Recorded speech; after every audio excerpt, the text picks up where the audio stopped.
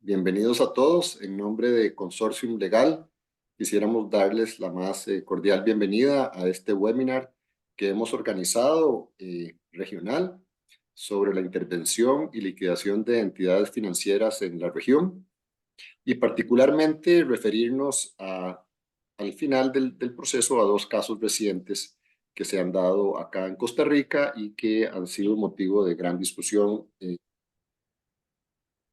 el 24.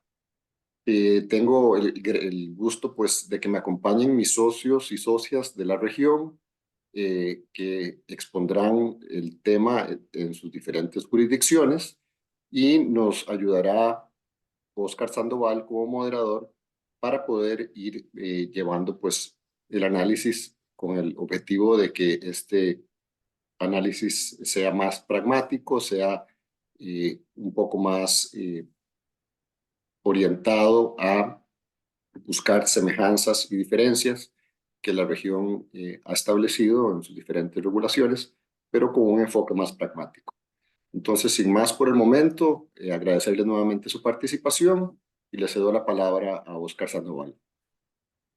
Muchas gracias, Mario. Buenos días a todos.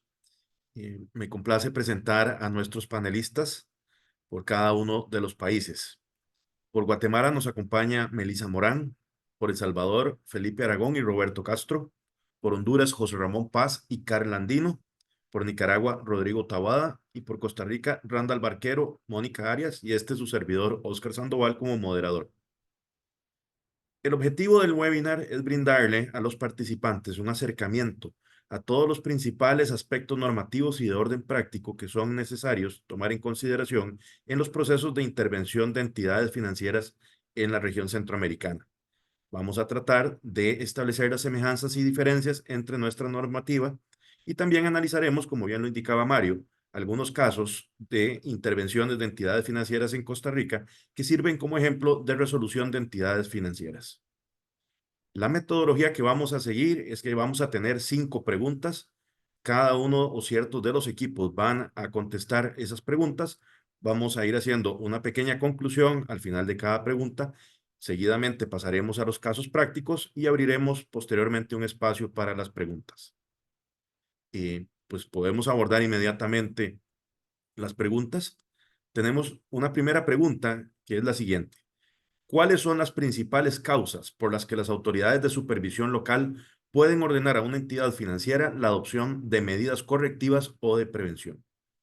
Vamos a otorgar la palabra primero al equipo de Guatemala. Muchas gracias, Oscar. Buenos días a todos, qué gusto que nos acompañen. En Guatemala, la principal causa de la deficiencia patrimonial, ¿qué es la deficiencia patrimonial? Es cuando el patrimonio computable es menor al patrimonio requerido. Esto lo puede determinar la propia institución o la superintendencia de bancos. Cuando se establece que el patrimonio computable es menor, cuando de la supervisión que hace, la superintendencia puede notificarlo a la entidad o la propia entidad puede hacerlo al conocimiento de la superintendencia.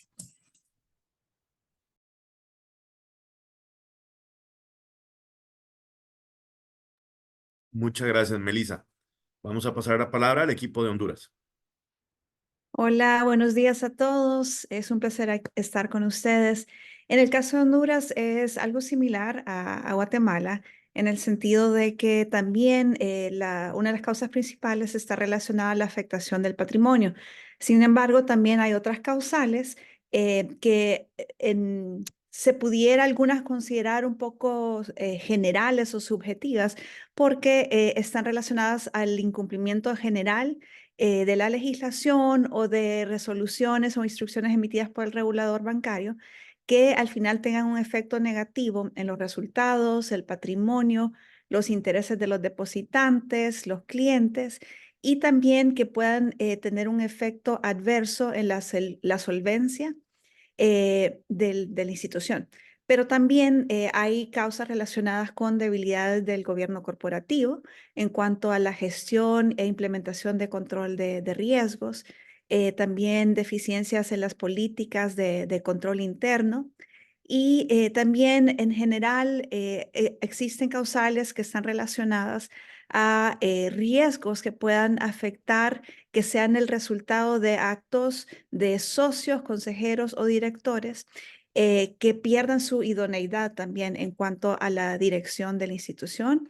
Y finalmente hay causas relacionadas también a riesgos de contagio que se deriven de el contagio de otras sociedades que formen parte de un grupo financiero y que puedan afectar finalmente a la institución financiera. Y la última relevante para mencionar es una causal general que establece la regulación en cuanto a cualquier hecho o conducta que pueda de modo razonablemente previsible afectar el deterioro de la situación financiera, operativa o pérdida de confianza de la institución financiera. Muchas gracias. Pasamos la palabra al equipo de Nicaragua. Buenos días a todos, es un gusto saludarlos esta mañana y gracias por acompañarnos.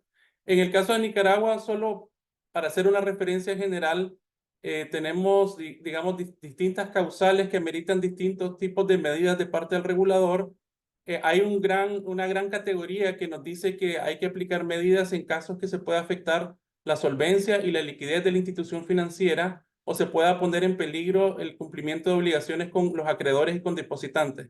Entonces, dentro de esas grandes categorías, el legislador ha establecido como grados de distintas circunstancias que ameritan la aplicación de sanciones.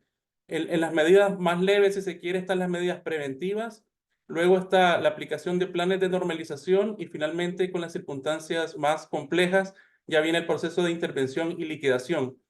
Dentro de las medidas de las circunstancias que ameritan la aplicación de medidas de prevención, están, por ejemplo, la falta de cumplimiento de los requerimientos mínimos del encaje legal, que actualmente está en el 10%, o pérdidas actuales o inminentes en el capital social, o situaciones de irregularidades en la ejecución administrativa por parte de la institución, o la falta de cumplimiento de normas, leyes e instrucciones del regulador. Y en este sentido es importante destacar que, al igual que ocurre en el resto de la región, nuestras instituciones son objeto de inspecciones periódicas por parte del regulador, que normalmente terminan con informes y con recomendaciones. Entonces, si la entidad no cumple con esas recomendaciones, pues puede ameritar la aplicación de medidas.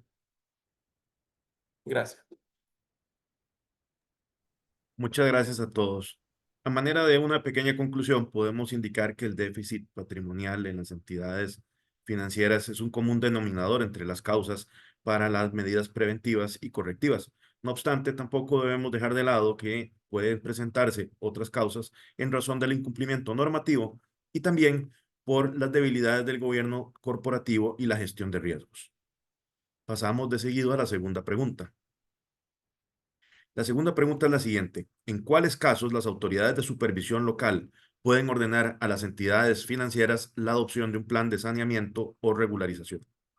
Vamos a ceder la palabra al equipo de Guatemala. Muchas gracias.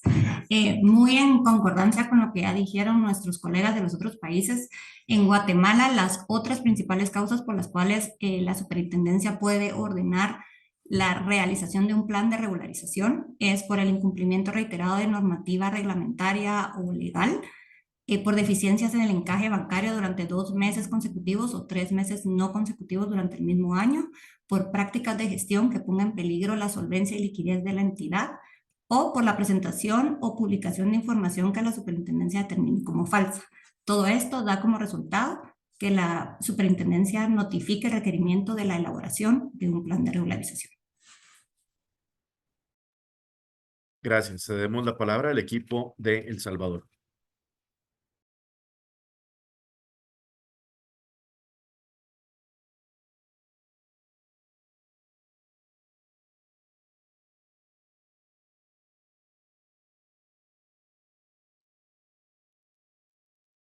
Cedemos la palabra al equipo de El Salvador. Roberto, creo que Hola, estás buenos días. Sí, perdón. Hola, buenos días. Sí, en el caso de El Salvador, esencialmente los procesos de regularización están enfocados en 2 elementos principales. Probablemente el primero es el tema de solvencia, que es y enfocado nuevamente y de manera muy particular sobre la relación entre fondo patrimonial y activos ponderados. Y por otro lado, también el tema de la protección de los depósitos del público, ¿verdad? Eso, digamos, de manera general, pero ya de manera específica, la ley también establece concretamente los siguientes elementos. Por ejemplo, problemas de solvencia. Luego, cuando solicitó de un banco se haya utilizado el tercer tramo de la reserva de liquidez o se hubiesen detectado deficiencias de los recursos para atender normalmente con sus obligaciones de pago.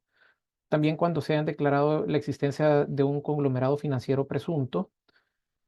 Otra puede ser cuando a juicio del supervisor se detecten algunas circunstancias. Dentro de estas circunstancias pueden ser prácticas ilegales que pongan en peligro los depósitos del público, un deficiente manejo de los riesgos, nuevamente que pongan en problemas su solvencia o la recuperación de los depósitos del público. Graves y reiterados incumplimientos a prohibiciones, parámetros, límites, directrices establecidas en normativa o leyes específicas. Luego que alguna de sus subsidiarias se encuentre con problemas de solvencia, pero que a su vez esto ponga en problemas de solvencia o liquidez al banco, ¿verdad? Que existan riesgos de contagio emanados de las otras entidades del conglomerado financiero o grupo empresarial que pertenece. También que los accionistas relevantes presenten problemas de solvencia o tengan créditos a los que se les requiera una reserva de saneamiento por más del 50% de su saldo. Incumplimiento reiterado y grave a márgenes y límites establecidos en leyes, y que el supervisor haya objetado reiteradamente contratos del banco con partes relacionadas, entendiéndose de esta forma, pues, ciertas materializaciones de conflictos de interés que se den en este tipo de contratos. Gracias. Cedemos la palabra al equipo de Costa Rica.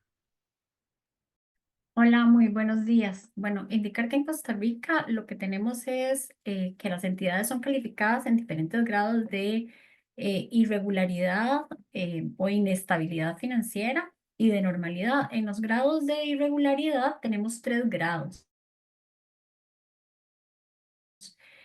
Para determinar estos grados de irregularidad, bueno, se hacen calificaciones sobre la calidad del gobierno corporativo, sobre la calidad de gestión de riesgos, situación económica financiera, calidad del ambiente de cumplimiento legal y regulatorio y nivel de la calidad del capital base de la entidad y suficiencia patrimonial. Para determinar esto, se le dan puntuaciones y en el caso de el grado de irregularidad 2 es donde la superintendencia, el supervisor determina y dice que por la gravedad, digamos, de esta calificación o la calificación que se da a los diferentes puntos, se ubica en este grado y entonces lo que se propone para salvaguardar la entidad son planes de acción y saneamiento. Estos constituyen una herramienta del supervisor para que se aborden las debilidades o situaciones que se han alertado. Estos planes deben de ser aprobados por la junta directiva y por el supervisor. Y algunos de los ejemplos de esto, y por eso inicié con qué eran los elementos que se calificaban, porque para que una entidad sea catalogada en grado de inestabilidad o irregularidad grado 2, es por ejemplo cuando el nivel y la calidad del capital base se ubique en irregularidad 2 de acuerdo a esas calificaciones de cada uno de los ítems que les dije, o cuando la entidad que hubiese estado ubicada en irregularidad 1, que ahí lo único que se busca son medidas correctivas, ¿verdad? La adopción de medidas correctivas para volver a un grado de normalidad. Si esa entidad que está en irregularidad 1 no toma las medidas correctivas o no presenta un plan, pues entonces inmediatamente la entidad caería en irregularidad 2 y debe presentar el plan de saneamiento. Muchas gracias. En resumen, podemos decir que los planes de saneamiento son instrumentos que sirven como medidas preventivas para la corrección del rumbo de las entidades financieras cuando suceden situaciones relacionadas con problemas de solvencia y liquidez o con incumplimientos en el capital mínimo o el capital base. En el caso de Guatemala y Honduras, también podemos citar la presentación de información falsa como causales para la aplicación de los planes de saneamiento. Pasamos de inmediato a la tercera pregunta. La pregunta es la siguiente: ¿cuáles son las razones por las que las autoridades de supervisión local pueden ordenar la intervención o liquidación de entidades financieras? Le pasamos la palabra al equipo de Guatemala. Muchas gracias. En este caso, a diferencia de lo que hemos conversado anteriormente respecto a qué es la superintendencia, la entidad encargada de determinar la deficiencia en la capacidad patrimonial, en este caso la Junta Monetaria, la máxima autoridad financiera del país, quien puede resolver, suspender de inmediato las operaciones de una entidad y básicamente es por 5 causales. 1, porque la entidad suspendió todas sus obligaciones de pago. 2, porque la deficiencia patrimonial excede el 50% del patrimonio requerido. 3, porque el plan de regularización es rechazado por la superintendencia o porque hay un incumplimiento de parte de la entidad respecto al plan de regularización. Y la última puede ser por cualquier otra razón que la autoridad determine como competente para proceder de inmediato con la suspensión de las operaciones. Muchas gracias. Pasamos la palabra al equipo de El Salvador. Sí, en el caso de El Salvador, los elementos para ejercer algún tipo de intervención pueden verse de dos maneras. El primero es una intervención administrativa que puede ser realizada por medio de la superintendencia y esa se puede dar desde el momento en que es requerido a una entidad el plan de regularización, un plan de regularización. En este caso, la superintendencia puede disponer de una supervisión especial para la entidad bancaria y designa un supervisor delegado y los asistentes que fueren necesarios, ¿verdad? En este caso, la junta directiva de esta entidad no podrá sesionar sin la presencia de este supervisor delegado y cualquier resolución que tomen sin su presencia pues se considerarán inválidas. También puede ordenar la remoción de los administradores, incluyendo los miembros de la junta directiva, eso siempre dentro del estado de un plan de regularización. Y luego también existe la posibilidad de una intervención judicial, que es una vez se haya dispuesto la reestructuración de un banco, la superintendencia puede requerirlo a cualquiera de los jueces de lo mercantil, el nombramiento de uno o varios interventores. Luego, para proceder ya al proceso de liquidación, llamémosle la parte final, luego de haberse suspendido las actividades o revocado la autorización para operar como banco, y se realiza una liquidación a nivel judicial. Gracias. Pasamos la palabra al equipo de Honduras. Sí, en el caso de Honduras igual es similar en cuanto a las diferentes etapas que puede atravesar una institución financiera. En primera instancia está la etapa de medidas correctivas y es luego esta segunda etapa de intervención. En el caso de Honduras se le llama causales de resolución y básicamente son causales que están presentes cuando se incumplen las medidas correctivas de la primera etapa y o cuando se ha incumplido en el plan de regularización también aprobado por la Comisión. Sin embargo, también hay otras causales relacionadas, por ejemplo, a que el índice de adecuación de capital sea inferior al 70% del mínimo requerido, cuando el capital también sea inferior al legalmente requerido, cuando esté en incumplimiento también de sus obligaciones líquidas, exigibles, cuando también esté incumpliendo con requerimientos prudenciales, exista mala práctica de gestión que al final termine debilitando la situación financiera. Y también existen casos, por ejemplo, relacionados a instituciones que tienen una casa matriz en el extranjero y que alguna de estas casas, o en estos casos, la casa matriz, alguna de sus sucursales también esté en una situación de insolvencia y que pueda tener un efecto negativo también y que afecte el capital también establecido para sucursales en el país. Y en general, cualquier incumplimiento que resulte en una inviabilidad de la operación financiera de la institución como tal. Es así que también estas causales, muchas son similares a lo que se puede llegar a considerar para una liquidación forzosa, que en este caso ya también es decretada por la misma Comisión Nacional y es distinto a un proceso de quiebra de una sociedad mercantil. Muchas gracias. En resumen, la intervención es una de las medidas más gravosas para las entidades financieras ya que de ello depende su disolución, su liquidación o su continuidad en el mercado financiero. Entre los temas comunes que encontramos sobre las causales son, sobre todo, el incumplimiento con los planes de saneamiento, la pérdida patrimonial, tenemos también las malas prácticas de gestión, cesación de pagos, la solvencia financiera. Y algo que también es importante en Costa Rica, podemos citar que cuando los directores, los administradores o los auditores se nieguen a entregar información al superintendente. Solamente reiterarles que vamos a tener un espacio para preguntas donde ustedes pueden escribir sus preguntas en la cajita que va a salir en su pantalla y las vamos a atender inmediatamente. Seguimos con la pregunta número 4. La pregunta 4 es la siguiente. ¿Cómo se desarrolla el proceso de intervención o liquidación y cuánto tiempo puede tomar? Cedemos la palabra al equipo de Nicaragua. Gracias, Oscar. Bueno, en el caso de Nicaragua, comentar que el proceso de intervención y liquidación está regulado en distintas leyes e interviene en distintos órganos. Por un lado está la Ley General de Bancos, la regulación de la Superintendencia de Bancos y tenemos la Ley del Fondo de Garantía de Depósitos, que todos estos son órganos que intervienen en el proceso de liquidación de las entidades financieras. El proceso lo podemos dividir en 3 etapas. Primero está la etapa de intervención, luego está el proceso de restitución de depósitos y finalmente está el proceso de liquidación de la entidad financiera. En la primera etapa de intervención corresponde al superintendente de banco, tan pronto tenga conocimiento de alguna situación extraordinaria de las que hemos mencionado anteriormente, decretar la intervención de la entidad financiera. Esa resolución se publica en el diario oficial y a partir de ese momento la entidad financiera suspende sus operaciones. En ese caso se exige que el superintendente de banco, en conjunto con el Fondo de Garantía de Depósitos, elaboren un plan de acción de cómo se va a llevar a cabo todo ese proceso para hacerlo de forma coordinada.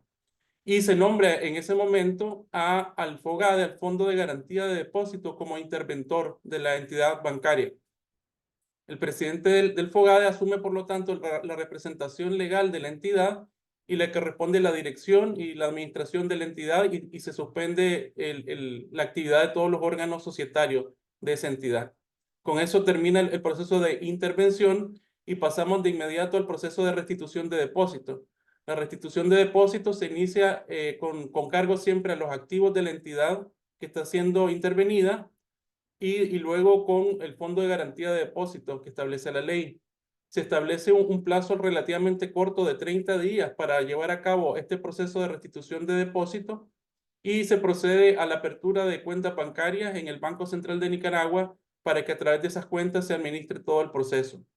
La ley también permite la contratación de empresas especializadas para poder asesorar en este proceso y el presidente del FOGADE rinde un informe que es sujeto a auditoría.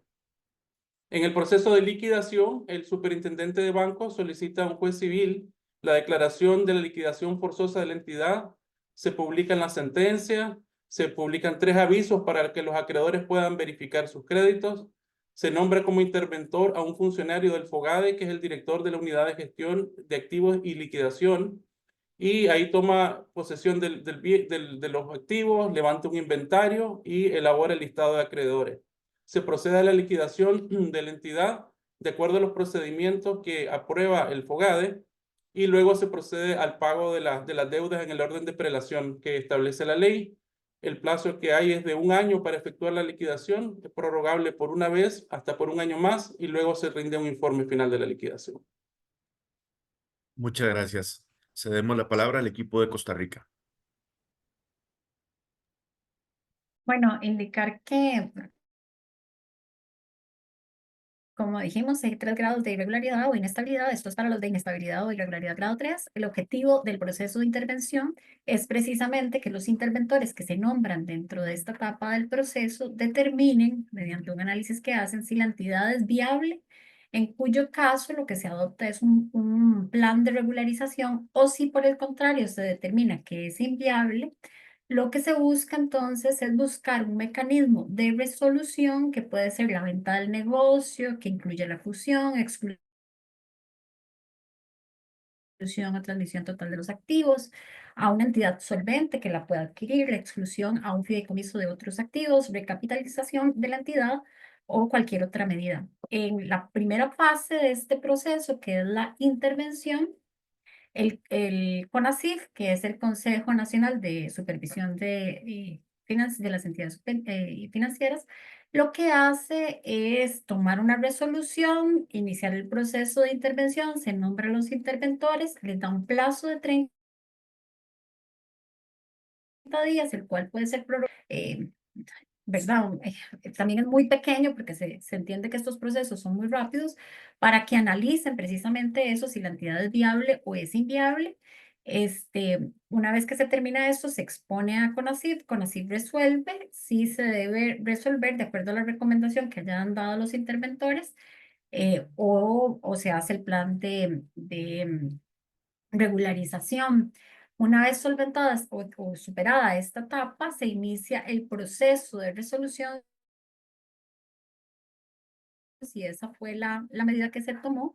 En este proceso de resolución se indica cuáles son los mecanismos que anteriormente le dijimos, como sería la venta total de la entidad o de ciertos activos o la constitución de fideicomiso o mezcla de estos mecanismos, y se nombran inmediatamente los administradores de la resolución. Aquí también se va a determinar qué va a pasar con el fondo de garantía, ¿verdad?, de los depósitos, porque recordemos que estos procesos pretenden también no solo salvaguardar la entidad, sino también vienen los depositantes, y por eso, bueno, se implementan esta serie de mecanismos. El periodo o el plazo para el proceso de resolución, que sería esta segunda etapa, es de 1 año. También puede finalmente terminar en la liquidación, ¿verdad?, de la entidad y ya en un proceso concursal. Muchas gracias. Vemos que en todas nuestras regulaciones centroamericanas es un factor común el hecho de esta intervención a nivel administrativo y una liquidación a nivel judicial. En Costa Rica también tenemos la posibilidad del proceso resolutorio, que lo vamos a ver más adelante cuando entremos en el tema de los casos que nos van a explicar el equipo de Costa Rica. Pasamos a la quinta pregunta. La pregunta es la siguiente: ¿existe un seguro para los depósitos? ¿Cuál es el monto máximo asegurado? Vamos a ceder la palabra al equipo de Nicaragua. Gracias, Oscar. Efectivamente, en Nicaragua existe un fondo de garantía de depósitos creado por una ley que ya tiene como 20 años. Se creó esta entidad que se llama el Fondo de Garantía de Depósitos, que es una entidad autónoma, es pública, y su principal responsabilidad es velar por los depósitos de los ahorrantes en situaciones de intervención o liquidación. Cubre depósitos a la vista, de ahorro y a plazo, y el monto que se establece es de $10,000 por entidad por ahorrante. Y comentarte que hoy en día, según el último informe del FOGADE, ese fondo asciende a $250 millones y brinda cobertura prácticamente para el 99% de los depositantes. Eso en cuanto al número de depositantes, y en cuanto a montos cubiertos, cubre el 96% de los depósitos, porque el promedio en Nicaragua es como de $3,500, con lo cual este fondo, que es de $10,000, pues sobrecumple, ¿verdad?, el promedio. Muchas gracias. Cedemos la palabra al equipo de Costa Rica. En el caso de Costa Rica, igualmente hay un fondo de garantía de depósitos, es un patrimonio autónomo regulado por ley y tiene como fin garantizar a los depositantes, ¿verdad? Depósitos garantizados son depósitos, ahorros a la vista, plazo fijo, que mantengan las personas físicas y jurídicas. Importante que garantiza hasta cierto monto, que es 6 millones, y es por persona.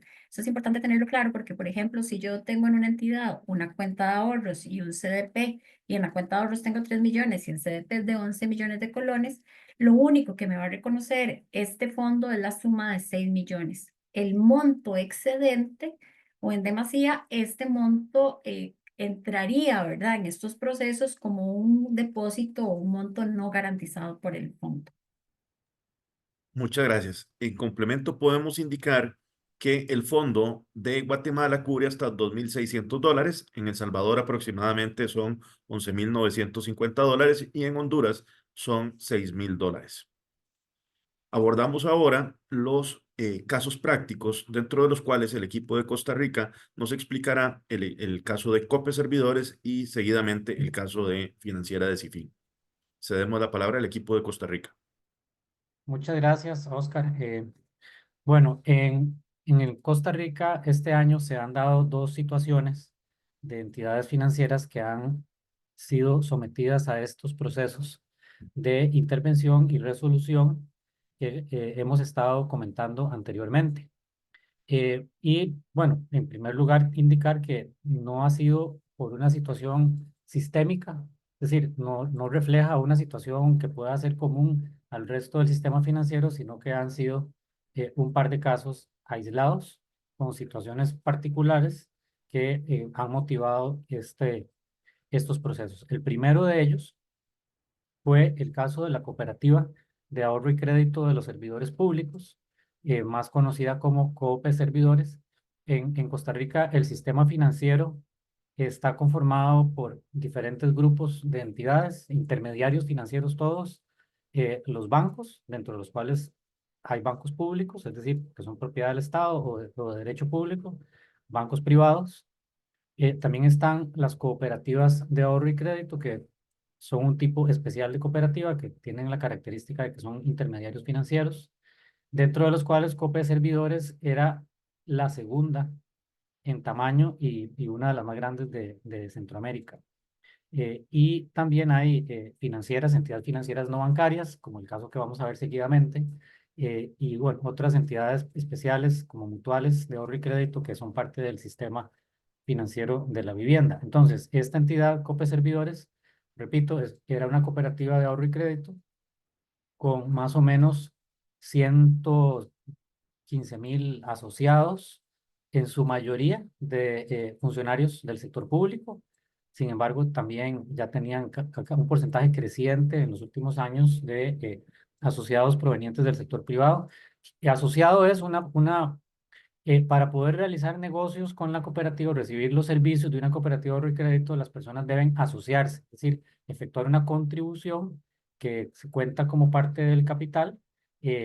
No se llaman socios, ¿verdad? Por ser una cooperativa, son asociados y a partir de ahí, pues entonces estas personas pueden utilizar los servicios de la cooperativa, recibir créditos, etcétera. Entonces, la cantidad de asociados, más o menos 115,000 personas. Y es una entidad que tenía 30, posiblemente 30 años de existir, más o menos. Este año, en mayo, el Consejo Nacional de Supervisión del Sistema Financiero, por una recomendación de la Superintendencia de Entidades Financieras, acuerda intervenir COPE Servidores. Y ahí lo que ocurrió, o las razones que se indicaron, fue que se detectó una administración riesgosa, negligente, donde se estaba ocultando información financiera y se dio una aplicación masiva de moratorias de pago reiteradas a una cantidad significativa de operaciones de crédito desde la pandemia, porque con la pandemia, al igual que en otros países, algunas entidades en Costa Rica pues, pudieron otorgar ciertos beneficios o extensiones o alivios a sus deudores. Sin embargo, pues esto tuvo un plazo luego del cual pues ya la situación tenía que regularizarse.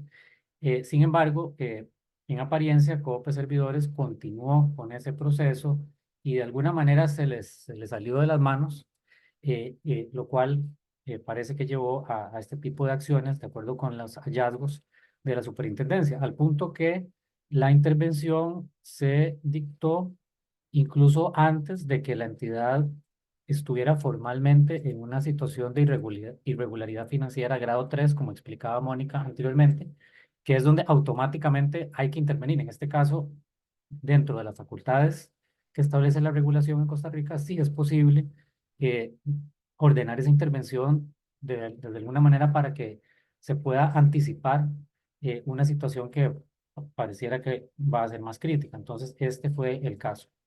Entonces, a partir de ahí se le otorgó un mes a un equipo que se nombra de interventores, un interventor principal y una interventora adjunta para que, junto con un equipo de la superintendencia, pues realicen todas las acciones necesarias para diagnosticar el estado real de la entidad y determinar su viabilidad o inviabilidad, como explicaba Mónica, para definir sería la etapa siguiente dependiendo de esa determinación.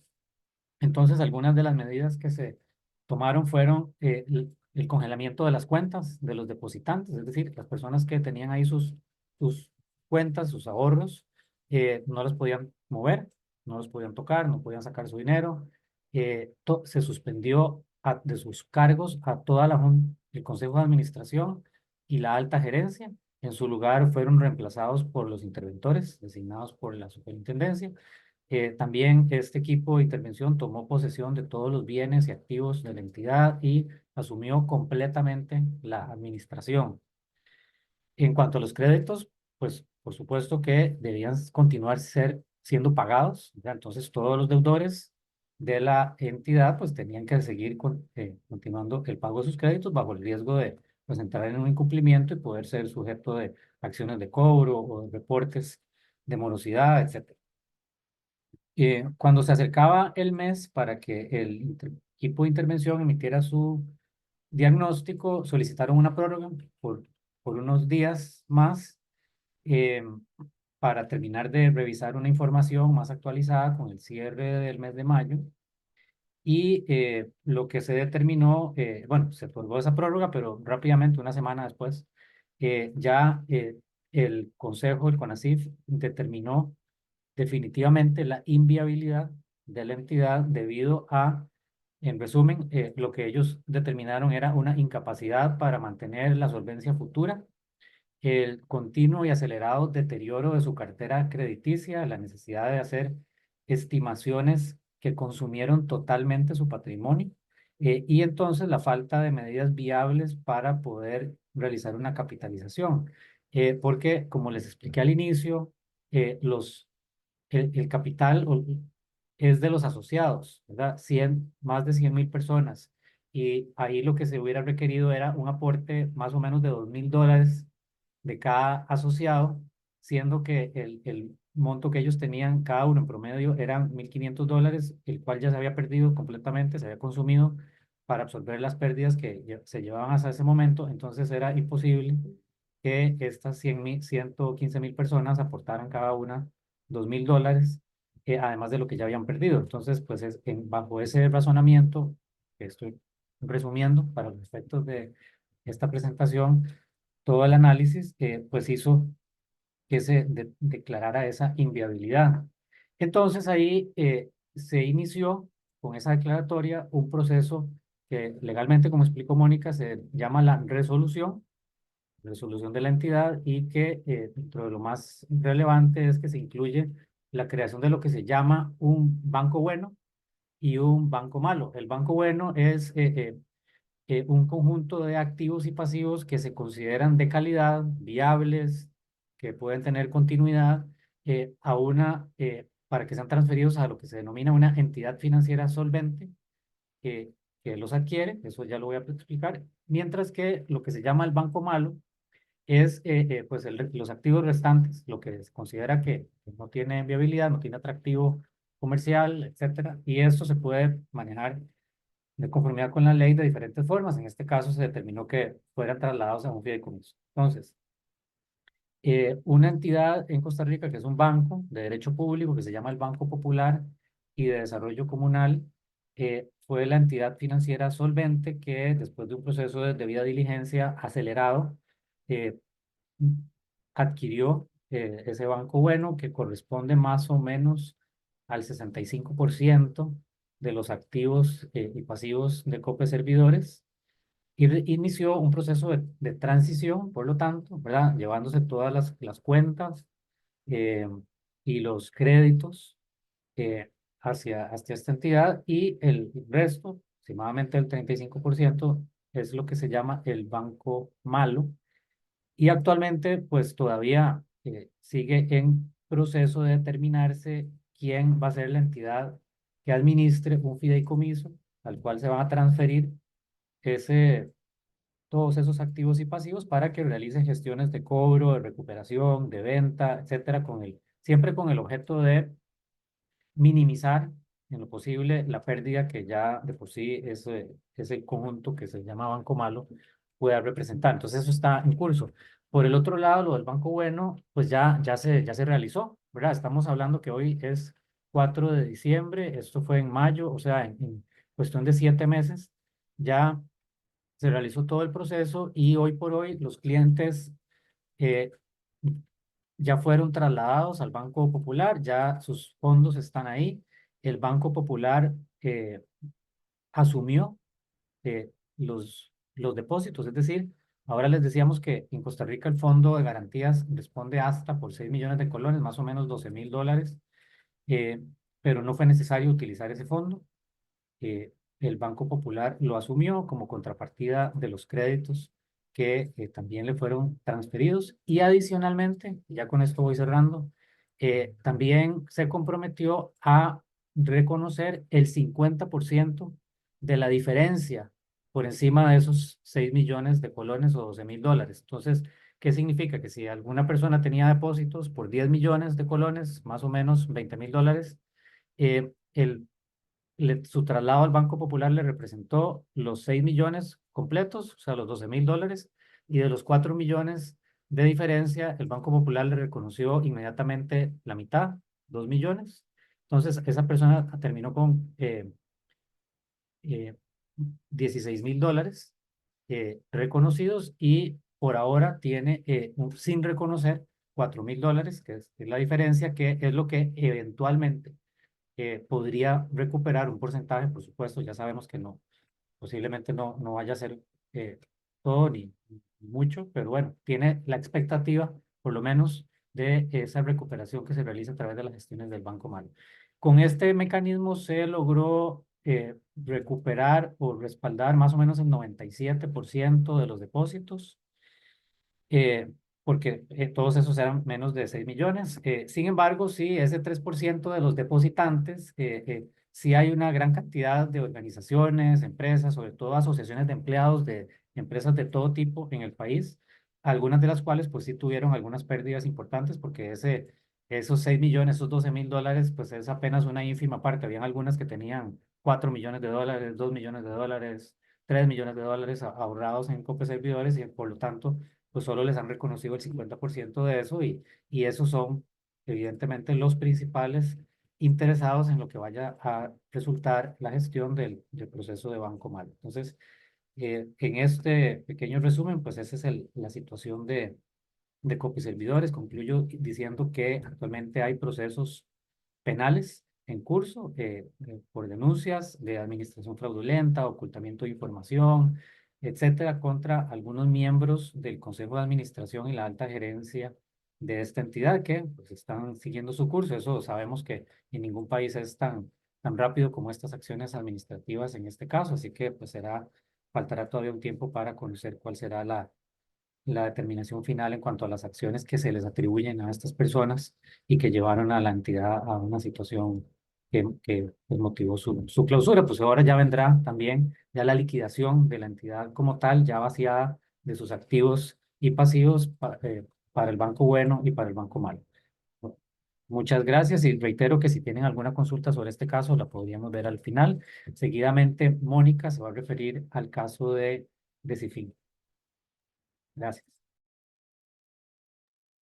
Bueno, en el caso de Cifin, esta es una financiera, es una sociedad anónima. Se interviene o inicia el proceso de intervención en agosto de este año, así que como en el caso anterior son casos de este año, son muy actuales, ¿verdad? Se ordena la intervención, se nombran los interventores en agosto y el fundamento es que en este caso sí ya era una entidad que estaba calificada en grado de inestabilidad 3. ¿Por qué? Porque, bueno, se determinó que los negocios eran administrados en forma que ponían en peligro la seguridad y solvencia de la entidad. Además, el patrimonio se había reducido en una suma inferior a la mitad de lo que corresponde para este tipo de entidades.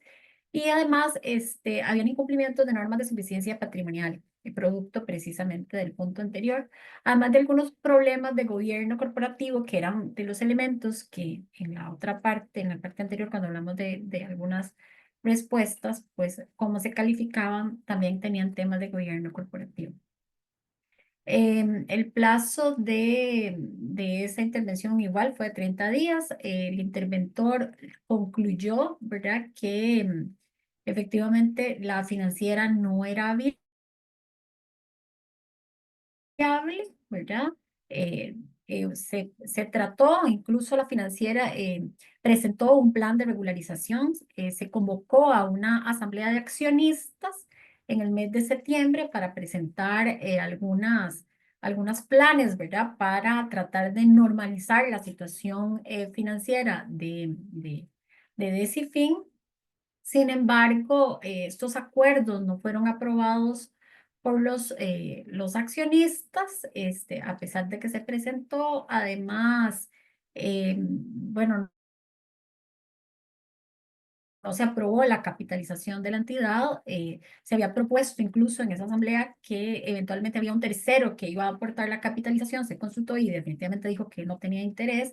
Así que poco a poco se fueron cayendo, digamos, las propuestas de ese plan presentado por la misma financiera para tratar de regularizar o normalizar nuevamente la entidad, y por esto no hay un ambiente que permita al interventor poder determinar que sí se podía, con el plan de regularización presentado, normalizar la entidad. Y lo que se procede, ¿verdad?, es que se hace toda la fundamentación, se presenta al CONACYT, y CONACYT lo que indica es que como no hay este ambiente, ¿verdad?, que los pilares para regularizar esta situación era la capitalización, buscar la liquidez y nuevamente la transformación del gobierno corporativo.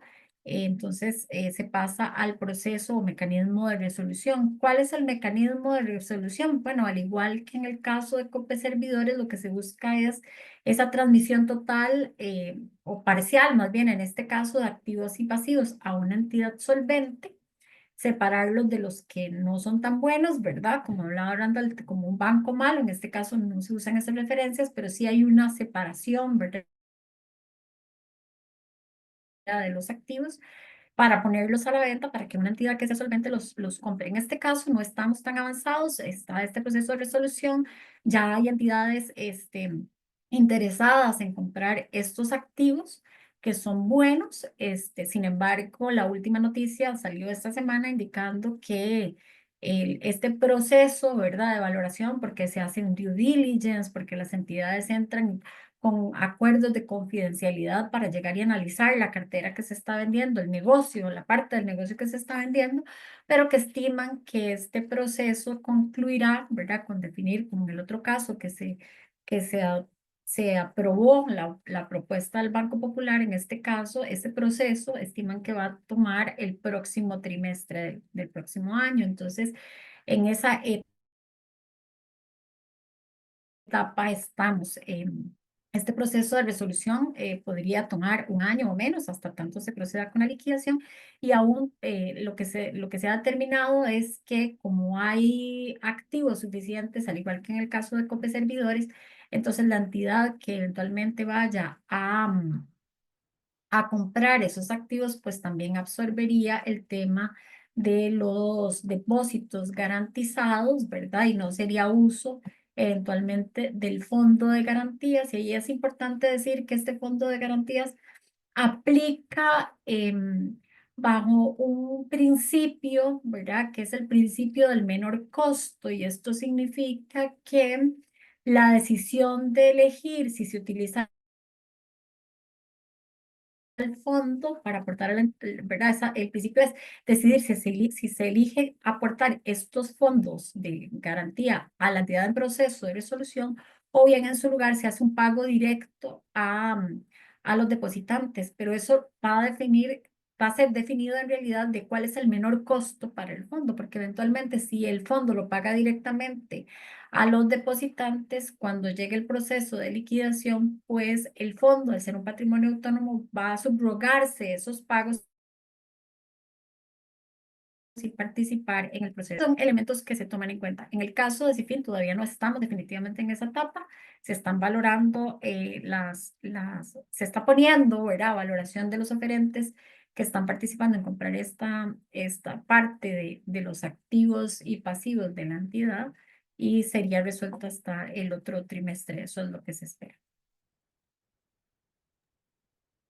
Muchas gracias. Vamos a abrir un espacio para preguntas. Así que por favor les reiteramos, si tienen alguna pregunta específica o general, por favor la pueden poner por escrito, donde les aparece en la pantalla una casilla para esos efectos.